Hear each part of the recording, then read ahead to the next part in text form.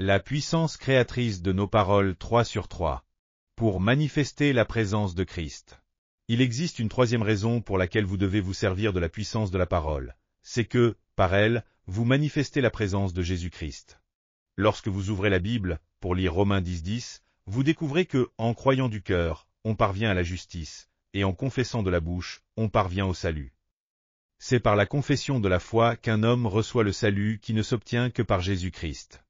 Ce passage ne dit pas qu'il est nécessaire de faire redescendre Jésus-Christ du ciel sur terre, pour qu'il apporte le salut. Le texte dit que les paroles qui produisent le salut sont très proches. Elles sont dans votre cœur et dans votre bouche. Quel rôle joue Jésus-Christ? Quelle est son adresse? Ce n'est pas au ciel, ou sous la terre. Jésus se trouve dans sa parole même. Où se trouvent les paroles qui peuvent produire votre salut? Ces paroles sont dans votre bouche et dans votre cœur. Jésus est lié à ce que vous proclamez. Comme vous pouvez libérer la puissance de Jésus par le moyen de la parole que vous prononcez, vous pouvez aussi créer la présence du Christ. Si vous ne proclamez pas clairement la parole de la foi, le Christ ne peut pas être libéré. La Bible dit, « Ce que tu liras sur la terre sera lié dans les cieux, et ce que tu délieras sur la terre sera délié dans les cieux. » Vous avez une responsabilité, celle de porter la présence de Jésus-Christ. Chaque fois que je réunis mes 100 adjoints de l'équipe pastorale, je leur donne cet ordre très strict. Votre responsabilité est de créer la présence de Jésus-Christ, partout où vous allez. Libérer Jésus et pourvoir aux besoins particuliers, voilà votre tâche. Laissez-moi vous donner quelques exemples. Dans notre quartier, se trouvent plusieurs églises qui appartiennent à des confessions différentes. Dans une église presbytérienne, le pasteur ne parle que de la nouvelle naissance. Il prêche avec force sur l'expérience du salut. Il ne fait donc que libérer et créer la présence de Jésus qui peut apporter aux hommes l'expérience de la nouvelle naissance. Les gens qui entrent dans son église y reçoivent le salut, mais rien de plus. L'église de la sainteté, qui se trouve tout près, prêche nuit et jour sur la sanctification. Soyez sanctifiés, répète-t-il sans cesse. De nombreuses personnes y viennent et reçoivent une réelle sanctification. Le pasteur ne fait que créer la présence du Christ qui sanctifie. Mais dans mon église, je prêche Jésus qui sauve, le Christ qui sanctifie, le Sauveur qui baptise, le Fils béni de Dieu et Jésus qui guérit. Chacun de ces aspects est manifesté dans mon assemblée. Je m'efforce de créer toute la présence de Jésus-Christ sans rien en retirer. Votre rôle. C'est avec votre bouche que vous créez la présence de Jésus. Si vous parlez du salut, Jésus qui sauve fait son apparition.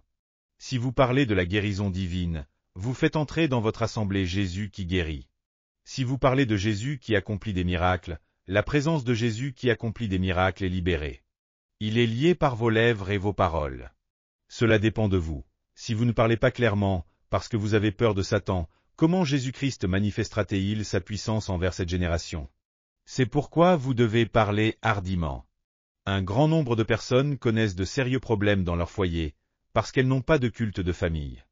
Lorsque le père maintient une telle coutume et parle clairement de la présence de Jésus-Christ dans le foyer, il peut créer une telle présence, et Jésus peut résoudre tous les problèmes de cette famille.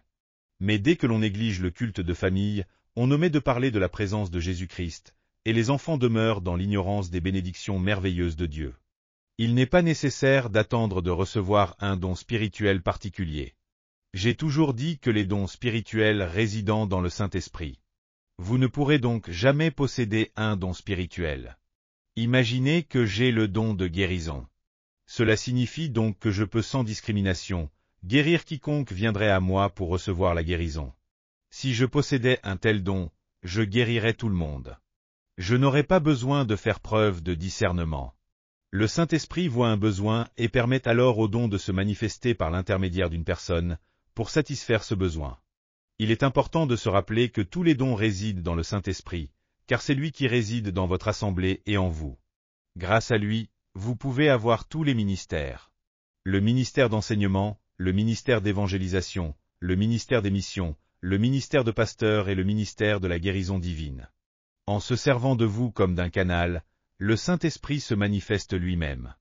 Alors, n'essayez pas d'obtenir un de ces dons. Soyez audacieux. Recevez le don de la hardiesse, puis proclamez la parole. Proclamez hardiment la parole et créez la présence de Jésus-Christ. Libérez cette présence particulière de Jésus-Christ dans votre assemblée, et vous en verrez les fruits. Lorsqu'un père de famille crée la présence de Jésus-Christ par les paroles qu'il prononce, Jésus peut alors prendre soin de toute cette famille. De même, je prêche un message et plante des graines particulières en m'attendant à récolter les fruits correspondants. Je remarque souvent que les Américains commettent une grosse erreur dans leur culte. Les pasteurs, dans ce pays, prêchent des messages extraordinaires à leurs assemblées, mais, le sermon fini, les gens s'en vont. La réunion est terminée. On ne leur donne pas le temps de porter le fruit que de tels messages produisent. Ils reçoivent toutes les paroles du sermon, mais n'ont pas le temps de prier à ce sujet et de permettre à ce qui a été dit de s'implanter en eux, de devenir une partie intégrante d'eux-mêmes. Aux États-Unis, les réunions se terminent trop vite. Donnez du temps à votre assemblée. Écourtez les annonces et les distractions. Prêchez la parole et donnez aux gens l'occasion et le temps de prier ensemble après le sermon. Faites en sorte que ces paroles puissent être digérées. Si cela était fait, le ministère de ces pasteurs porterait beaucoup plus de fruits. Enfin, il convient de souligner que votre parole façonne votre vie, car le siège de la parole contrôle tous les nerfs. C'est pourquoi le parler dans une autre langue est le signe initial du baptême dans le Saint-Esprit. Lorsque ce dernier prend le contrôle du centre du langage, il contrôle les nerfs et tout le corps. Ainsi donc, lorsque nous parlons en d'autres langues, nous sommes remplis du Saint-Esprit. Proclamez la parole, afin de pouvoir contrôler et diriger votre corps et votre vie. Donnez votre parole au Saint-Esprit, afin qu'il puisse s'en servir pour créer. Puis libérez la présence de Jésus-Christ par l'intermédiaire de la parole. Prêchez la parole. La parole a une grande puissance. C'est pourquoi, lorsque vous la libérez, c'est elle, et non vous, qui accomplit des miracles. Dieu ne vous utilise pas parce que vous êtes complètement sanctifié. Car tant qu'il vivra sur terre, le chrétien devra lutter avec la chair. Dieu vous utilise parce que vous avez la foi.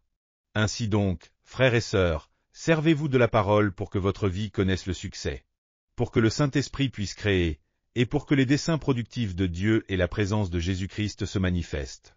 Rappelez-vous que le Christ dépend de vous et de votre parole, pour libérer sa présence. Que allez-vous faire avec ce Jésus qui chevauche votre langue? Allez-vous le libérer afin qu'il puisse bénir les autres? Ou allez-vous l'emprisonner en fermant la bouche? Que Dieu vous bénisse et vous aide à prendre votre décision. Alléluia! Avez-vous reçu beaucoup de grâce à travers ce livre?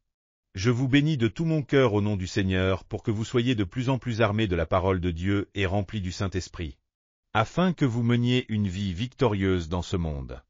Si vous avez aimé cette vidéo, n'oubliez pas de vous abonner à la chaîne, d'activer les notifications et d'appuyer sur le bouton j'aime.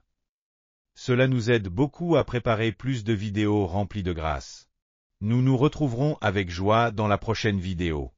Que Dieu vous bénisse grandement.